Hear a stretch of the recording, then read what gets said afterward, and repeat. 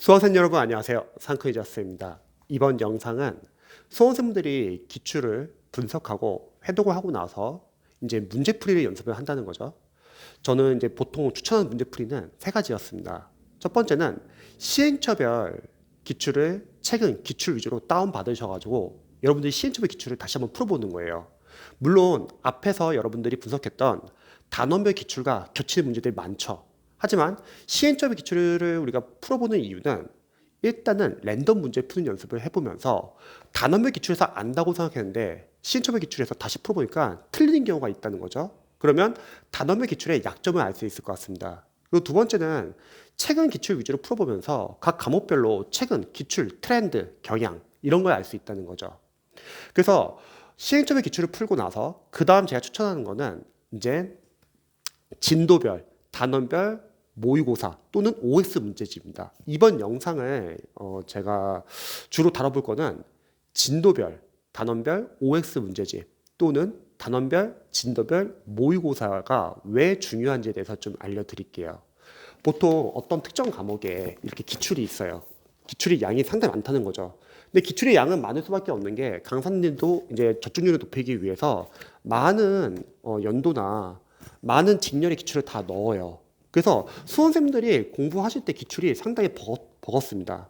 하지만 해당 강사님의 분명히 단원별, 진도별, 모의고사나 OS 문제집이 있을 거예요. 저는 이런 교재들을 적극 추천합니다. 그 이유는 생각해보세요, 여러분. 단원별, 진도별 모의고사나 단원별, 진도별 OS의 문제집의 핵심은 뭘까요? 바로 기출에서 중요한 포인트를 여러분들이 아웃풋 연습을 할 수 있다는 거죠. 즉 쉽게 말하면 기출에서 강사님들이 가장 중요한 포인트 위주로 단원별로 정리를 해놨기 때문에 여러분들 입장에서는 기출을 사실 아웃풋 연습하는 게 쉽지는 않잖아요. 물론 기출도 여러분들이 아웃풋 연습을 합니다. 언제냐면 보기양 선지 해설을 하나하나 다 기출 OS 포인트를 보셔가지고 아는 것을 삭제하는 작업 이런 것도 아웃풋의 하나의 연장이죠. 하지만 단원별, 진도별 OS 문제집이나 단원별, 진도별 여러분들 모의고사 풀면은 각 기출에서 가장 중요한 부분 위주로 단원별로 여러분들이 아웃풋 연습을 할 수 있습니다. 그래서 전체적으로 흐름 파악이 되고 수많은 기출의 내용 중에서 중요한 부분 위주로 정리 효과도 있습니다.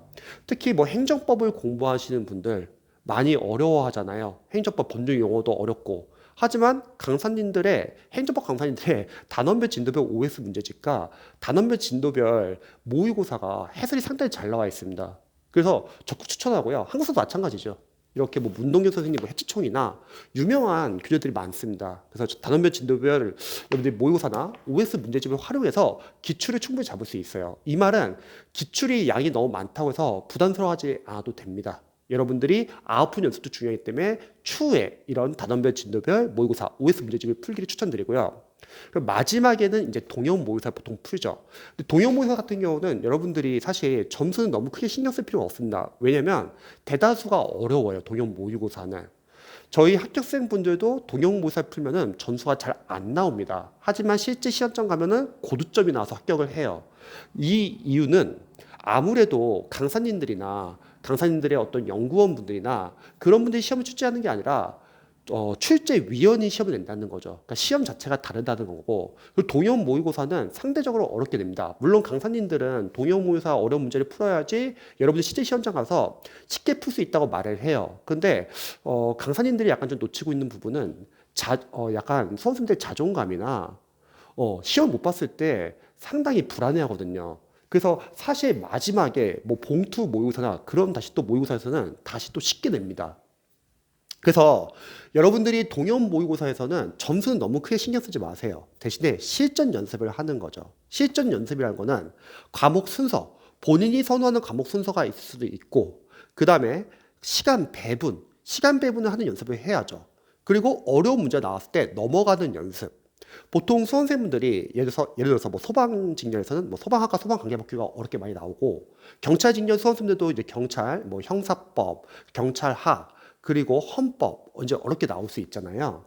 그래서 많은 수험생분들이 이제 기출만으로 안 된다. 그래서 지역적인 문제를 잡기 위해서 누군가는 막 기본서로 지역적인 부분을 막 잡으려고 해요. 근데 여러분, 기본서로 여러분들이 기출 위에 지역적인 잡는 거를 쉽지는 않아요. 그냥 무턱대고 뭐 기본서 막 계속 보면서 지역적인 문제를 잡는 게 아니라 지역적인 문제는 강사님들에게 맡기세요.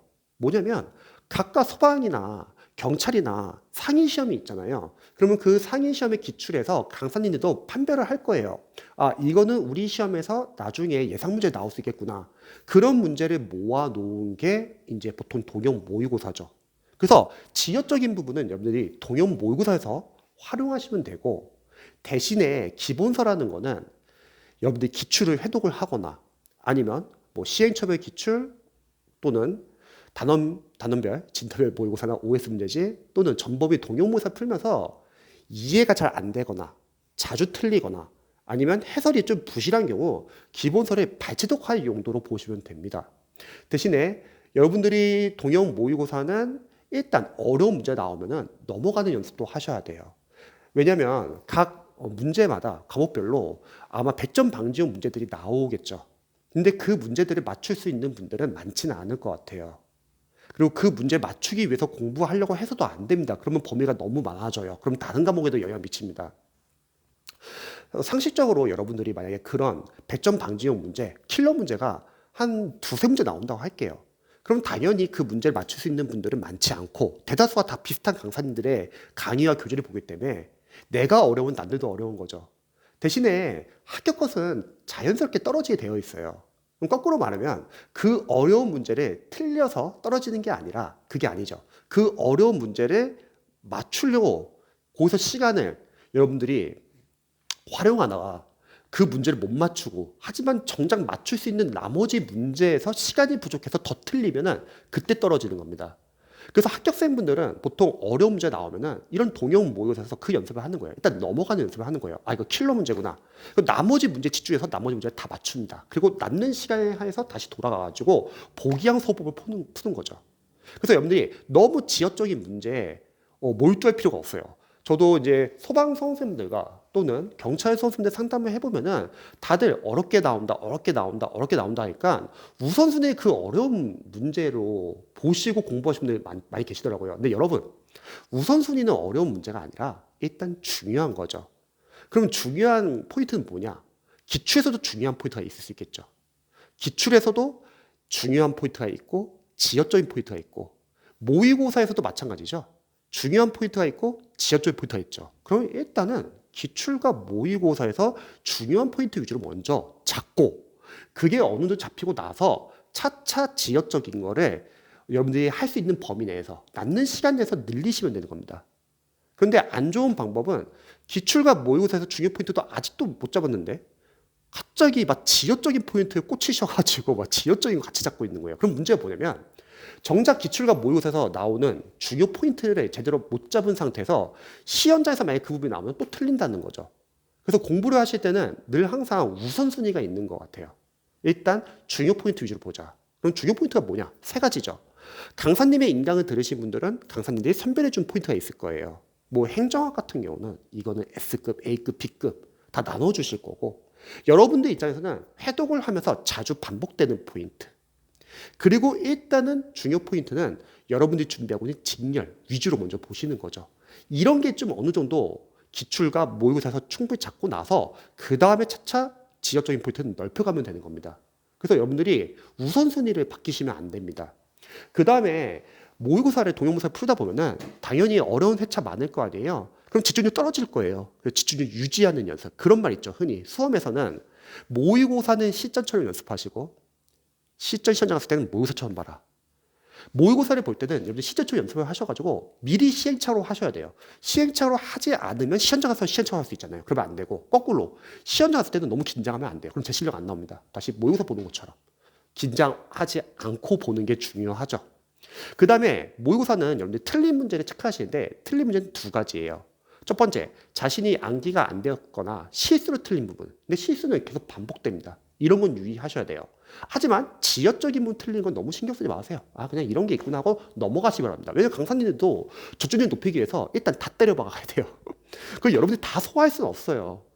강사님들은 일단은 과정을 다 늘려놓고 많은 내용을 다 넣어가지고 여기서 출제 저축했다고 홍보를 합니다.